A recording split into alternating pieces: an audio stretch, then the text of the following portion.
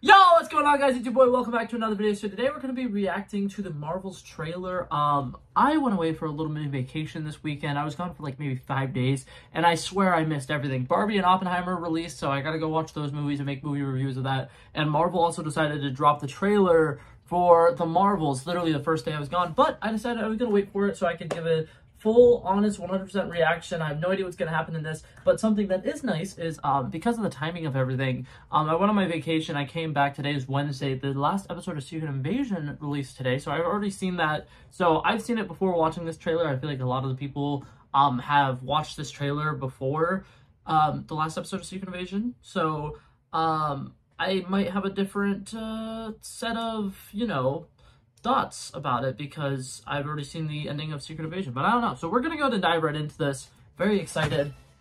Alrighty. Okay, so outer space. Carol Danvers, prodigal child of the Milky Way. Captain Marvel. Nick Fury, my favorite one-eyed man of intrigue. How goes it out there? You know. Socks. No air. Not socks. Space. Goose. I'm sorry, I got my orange space cats mixed up. My bad. Captain Marvel, the Annihilator. The Annihilator. You took everything from me, That's a cute nickname. and now I'm returning the favor. Ooh. A bangle, that's exciting.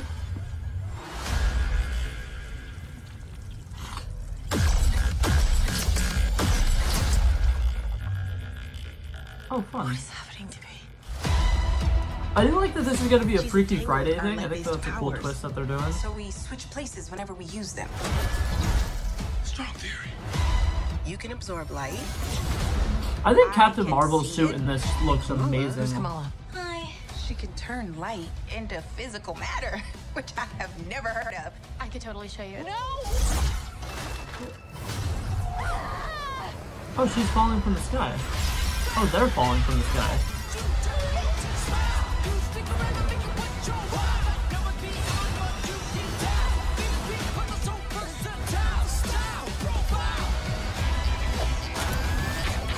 She's targeting every planet we call home.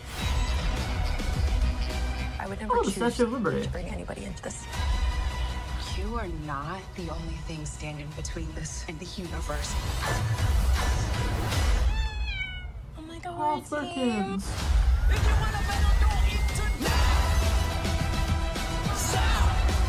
Higher. Further. Faster. Oh my god, it's the thing from... It's the thing from Captain Marvel. Is there a kicker? A good kid. There is a kicker.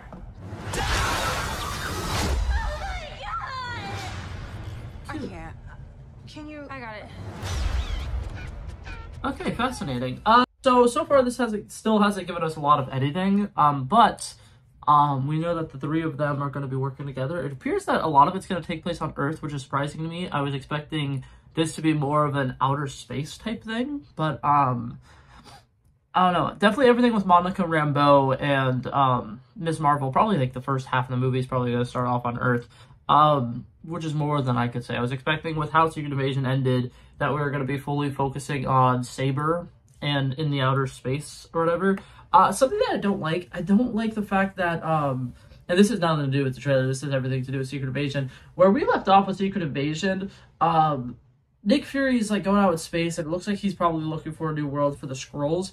And whatever he's doing with Captain Rambeau doesn't seem like it has anything to do with that. So I have no idea what's going to be happening with all these characters in this movie. I will say this movie does look like it's going to be a lot of fun. I think that Iman Vellani, the girl who plays Ms. Marvel, is brilliant casting. I think that she's a whole lot of fun and her youthful energy to this is going to be great. I think that this is going to be really nice to see a team-up show again. I mean, a team-up movie again because Kevin Feige said that Ant-Man and the Wasp: Quantumania was going to be like a first big team-up movie since Endgame or whatever, and they definitely dropped the ball with that. There was no team-up. Ant-Man and the Wasp were barely actually even in it together. So it's going to be nice seeing heroes fighting with each other again. The little final sequence where the three of them are fighting the bad guy together looks great. I'm expecting a lot of the action in this to actually be really good. I also like what they're doing with Miss Marvel's power set. I know a lot of people were kind of really upset that they didn't make her like the comics where she just embiggens and stuff like that and she could stretch. But it looks like what they're doing with her looks like fun. I think all the stuff with the bangle is very interesting. And, God, I don't know. I will say this. I kind of wish that they kept Miss Marvel's costume just the one that it was from the show because it looked nice. Don't get me wrong. This doesn't look bad. Because a lot of Marvel suits nowadays, they like over-design the crap out of them. And this one, I wouldn't necessarily say is over-designed. But, like, she literally had, like, the perfect comic-accurate suit in her show. So the fact that they, like, touched on it, it's kind of weird to me. But like I said, I like Captain Marvel's costume. I think she looks fantastic. I love how simplistic it is. The Photon costume, I see a lot of people really hating on it. I don't really have a lot of problems with it. I think it looks all right. I don't think it looks bad, per se. I think a lot of people are saying it looks bad, but I also like the fact that it appears that that's just what everybody is going to be wearing who's a part of Saber, so it's just like a Saber suit. It's not necessarily just her superhero suit. I don't know. This is really interesting. I am very excited to see the fact that Nick Fury kind of is in command of superheroes again. It'd be really interesting if the end of this movie kind of leaves us with an idea of like who might potentially be on Nick Fury's little like call list, because he's in contact with Carol Danvers. I would assume he's probably in contact with some of the other Avengers. And in Secret Invasion, they didn't want to contact any of the Avengers. But perhaps if something bad enough happens in this movie, there could be a post-credit scene where we get like kind of the end of Shang-Chi with the Avengers on their little FaceTime call or whatever.